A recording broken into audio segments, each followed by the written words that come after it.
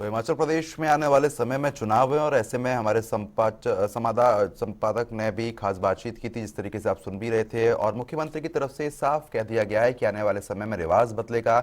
जो वादे हमने अपने घोषणा पत्र में किए हैं उसको पूरी तरीके से निभाएंगे। और साथ ही साथ जिस तरीके से कांग्रेस ने अपने घोषणा पत्र में जो वादे किए हैं नौकरी देने को लेकर, उस पर भी मुख्यमंत्री ने यहाँ पर तंज कसा है। तो जिस तरीके से आप सुन रहे थे, जहां पर आरोप प्रत्यारोप जरूर होते हैं, लेकिन ये देखने वाली बात रहेगी क्योंकि कांग्रेस और बीजेपी ने अपना घोषणा पत्र जारी कर दिया है। अब आने वाले समय में जनता किस पर भरोसा जताती है, यह जरूर देखने लायक रहेगा। चलिए खबरों में आगे बढ़ेंगे। वहीं बीजेपी के घोषणा पत्र पर हमारे समाचार संपादक वरुण गोयल ने केंद्रीय मंत्री अनुराग ठाकुर से खास बातचीत की है। आइए सुनाते हैं केंद्रीय मंत्री अनुराग ठाकुर ने क्या कुछ कहा।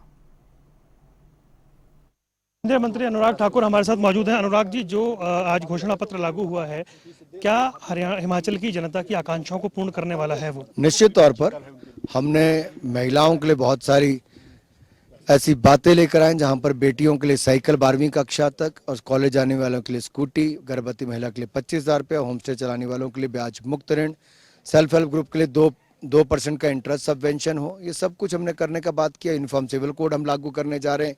इसके साथ साथ वक्फ बोर्ड की प्रॉपर्टियों को चिन्हित करके न्यायिक बोर्ड का गठन करेंगे, ताकि उनकी जो भी उसके बाद रिकमेंडेशन तो उस पर काम किया जा सके। 8 लाख नौकरियां हम युवाओं को देने वाले हैं, सृजन करने वाले हैं।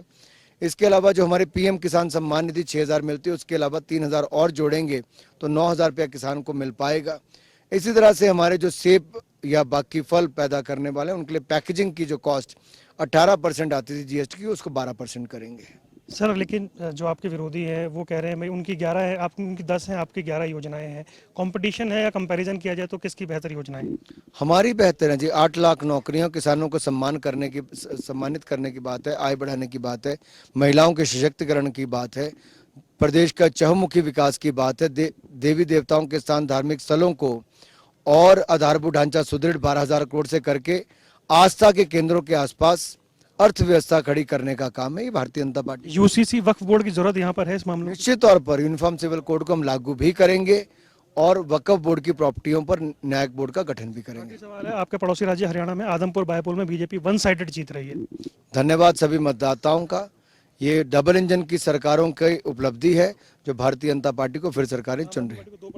देखिए, उनकी दुकान हिमाचल में बंद हो चुकी थी पहले, बाकी देश में भी जल्दी बंद होने वाली है। बहुत बहुत धन्यवाद अनुराग ठाकुर, केंद्रीय मंत्री। भाजपा का घोषणा पत्र लागू होने के बाद जनता टीवी से खास बातचीत कर रहे थे। कैमरामैन आकाश सक्सेना के साथ वरुण गोयल, जनता टीवी, शिमला। तो फिलहाल जिस तरीके से आपने देखा, जहां पर केंद्रीय मंत्री से जनता टीवी खास बातचीत कर रहा था और उनकी तरफ से साफ कह दिया गया है कि महिलाओं के लिए लगातार प्रयास यहां पर किए जा रहे हैं। गर्भवती महिलाओं को 25,000 रुपए दिए जाएंगे। 8 लाख नौकरियां देने का वादा भी भारतीय जनता पार्टी की तरफ से किया गया है। उनकी तरफ से इस बात का भी जिक्र किया गया है कि आने वाले समय में युवाओं के लिए रोजगार के नए नए अवसर पैदा होंगे। यूसीसी बोर्ड पर भी उन्होंने अपनी तरफ से प्रतिक्रिया दी है। तो जिस तरीके से आप केंद्रीय मंत्री अनुराग ठाकुर को सुन रहे थे, उनकी तरफ से साफ कर दिया गया है कि रिवाज बदलेगा और इस बार भी भारतीय जनता पार्टी की सरकार हिमाचल प्रदेश में बनती हुई नजर आएगी। पल पल की अपडेट वहां से लगातार हमारी टीम आप तक पहुंचा रही है, क्योंकि जिस तरीके से घोषणा पत्र यहां पर जरूर जारी कर दिया गया है, दोनों ही पार्टियों ने तमाम तरीके के वादे किए हैं, जनता को लुभाने का पूरा प्रयास यहां पर किया गया। लेकिन देखने वाली बात यह होगी कि इन वादों पर पार्टी कितना अमल करती है।